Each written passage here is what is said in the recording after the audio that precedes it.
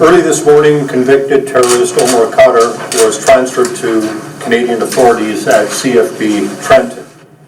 Il y a un an, presque jour pour jour, Omar Khadr rentrait au pays après 10 ans de prison à la base américaine de Guantanamo. Aujourd'hui, il comparaissait pour la première fois devant un tribunal canadien pour contester sa détention dans une prison à sécurité maximale. Sylvain Bascaron y était.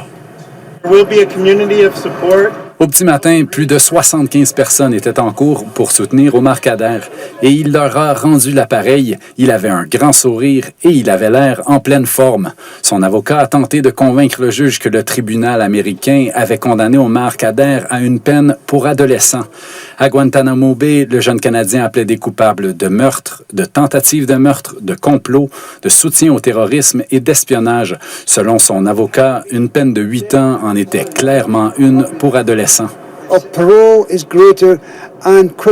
Il demande donc à ce que son client soit transféré dans une prison provinciale où ses chances d'obtenir une libération conditionnelle sont plus grandes. Il y a une logique, évidemment, de passer d'un établissement à sécurité maximale vers une prison provinciale avec notamment des programmes de réhabilitation pour éventuellement préparer sa sortie du milieu carcéral et la réinsertion sociale. Fin de non-recevoir du gouvernement fédéral. Voilà un homme qui était déterminé par son admission coupable des crimes bien sérieux, y compris le meurtre, le terrorisme.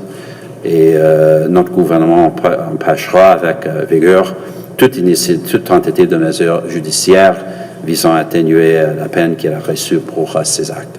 La Couronne prétend que la peine de 8 ans est constituée d'une peine pour adolescents et de 4 peines pour adultes, ce qui justifierait la détention d'Omar Khadr dans un pénitencier fédéral. L'avocat du jeune homme de 27 ans n'est pas surpris, mais en colère devant l'entêtement du fédéral.